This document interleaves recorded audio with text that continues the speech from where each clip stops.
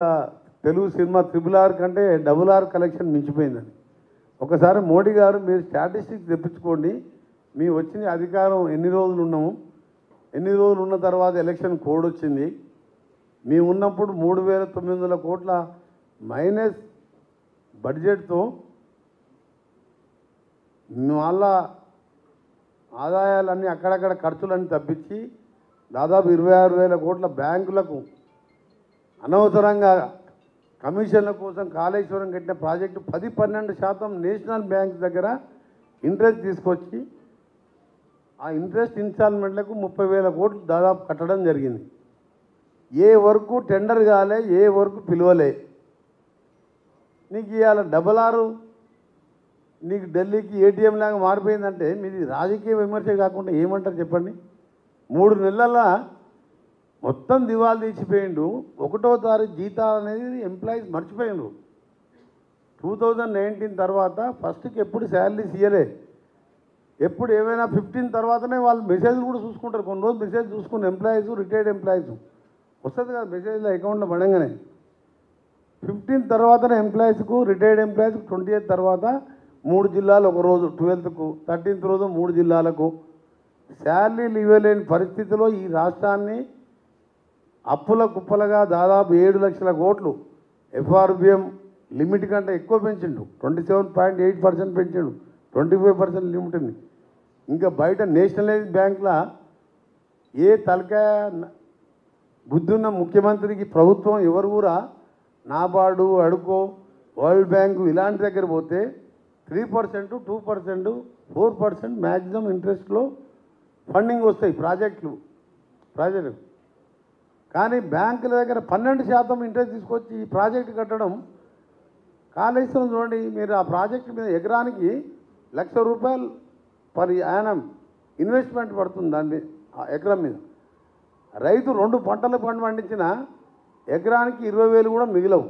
కాలం మంచిగా అయితే ₹1,00,000 పెట్టి ₹1,10,000 కరెంటు బిల్లు ఇవన్నీ డివైడ్ చేస్తే ఆయన ఇచ్చిన నీళ్లకు 12% ఇంట్రెస్ట్ తీసుకొచ్చిండు.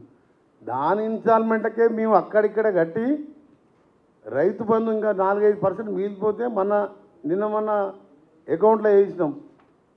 పైసా చేసి 3.5 నెలలే మేము అధికారంలో ఉండి ఈయన ఫోన్ ట్యాపింగు, ఈయన లిక్కర్ వైన్ షాపులు, ఈయన భూదందాలు, ఈయన ధరణి దందాలు ఇవన్నీ స్ట్రీమ్ లైన్ చేసుకుంటూ ఒక 5-6 ఆఫీసర్సే ఉండే. అరవింద్ కుమార్ లాంటి వాళ్ళు, సోమేష్ కుమార్ లాంటి వాళ్ళు 5-6 ఆఫీసర్లతోని రాష్ట్రం ఒక్కొక్కరికి 10 శాఖలు ఇచ్చి 110 మంది IAS IPS ఆఫీసర్లకు శాలరీస్ ఇచ్చి పని చేయించుకోవాలి వాళ్ళతోని. ఎందుకంటే వాళ్ళు ఆనెస్ట్ ఆఫీసర్స్.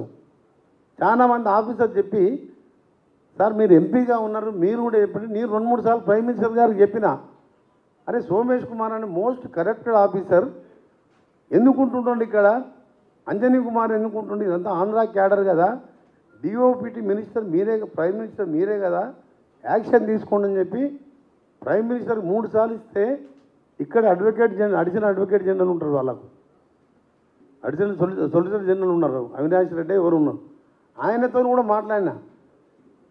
ఆంధ్ర క్యాడర్ అని పెట్టుకొని సోమేష్ కుమార్ని ఒక రియల్ ఎస్టేట్ బ్రోకర్ లాగా పెట్టుకొని 100 మంది IAS ఆఫీసర్ల పని లేకుండా చేసిండు. వీళ్ళందరికీ చేంజ్ చేసుకుంటూ పోస్టింగ్లు ఇచ్చుకుంటూ అడ్మినిస్ట్రేషన్ని మా ముఖ్యమంత్రి గారు 3.5 నెలల్లో ప్రతిరోజు సెక్రటరియట్కి వచ్చాను. 10 ఏళ్ళల్లో ఆయన 30 సార్లు వచ్చిందో లేదో కానీ ఈయన 3.5 నెలల్లో 2 నెలలు ప్రతిరోజు వచ్చిన సెక్రటరియట్కు. ఇంటి దగ్గర ప్రతి ఒక్క సర్పంచ్ నుంచి మొదలు పెడితే మినిస్టర్ దగ్గర వితౌట్ అపాయింట్మెంట్ కలుసుకుంటా ఎక్కడెక్కడ కలెక్టర్ని మారవాళ్ళను వాళ్ళ RTO క్యాడర్ని జిల్లా కలెక్టర్ చేసిండాను.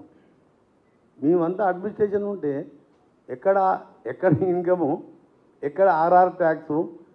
మోడీ గారికి ఏంటంటే ఒక రాముంది ఒక్కటే చెప్పితే కాదు కదా, మొత్తం కాంగ్రెసే గెలుస్తట్టుంది, ఇట్లా కూడా ఏమైనా రాయేసి పోదాం అనుకున్నాడు. మాది RRR కాదు, మీది AA. AA అంటే అదానీ, అంబానీ. 10 ఏళ్ళల్లో AA బాగుపడ్డాడు తప్ప ఎవరన్నా బాగుపడరా దేశంలో? ఎవరన్నా ఏ వర్గమన్నా చెప్పండి. ముస్లింలు అంటే మీకు పడదు, కానీ క్రిస్టియన్స్ అని పడదు.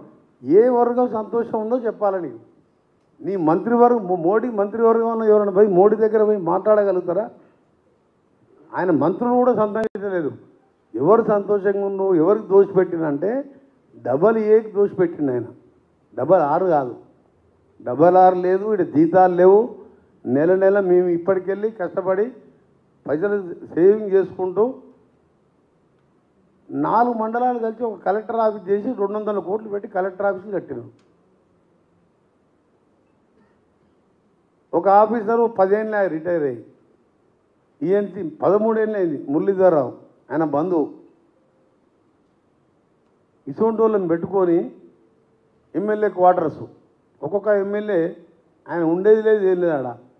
అది దానికి 5 కోట్లు దుబారా ఖర్చులు తెచ్చి అప్లపాలు చేసి దాని మిత్తిలు ఇన్స్టాల్మెంట్ కట్టక తప్పదు. స్టేట్ గవర్నమెంట్ గ్యారెంటీ ఇచ్చినప్పుడు కంటిన్యూస్ ప్రాసెస్ అది, దానికే లేవు.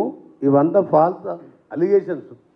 కాంగ్రెస్ 14 వస్తున్నాయి, బీజేపీకి 1-2 సీట్లు వస్తున్నాయి. కాబట్టి దక్షిణ నార్త్ ఇండియాలో ఈసారి యాంటీ వేవ్ ఉందని చెప్పి మనకు ఎగ్జిట్ పోల్ జరిగిన పోల్ బట్టి మాకు ఢిల్లీలో ఉన్న పరిచయాలు, అదే ఎంపీగా ఉన్నాను కాబట్టి అక్కడ ఉన్న రిపోర్టర్స్ కానీ సర్వే సంస్థలతో రిపోర్ట్ బట్టి అక్కడ యాంటీ ఉన్నది. సౌత్లో మాత్రం ఉన్న అంత సీట్లు కలిసి 10 సీట్లు కూడా రావు. కేరళ, కర్ణాటక, తమిళనాడు, తెలంగాణ కలిపి, ఆంధ్రప్రదేశ్.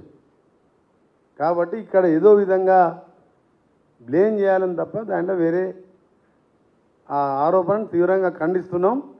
డబల్ ఏ మాత్రం కరెక్టు. అదాని అంబానీ మాత్రం 1000 కాదు 10,000 తర్వాత ఉండే అదాని అంటే దేశంలో ఎవరికి తెలియదు. ఇలా ప్రపంచ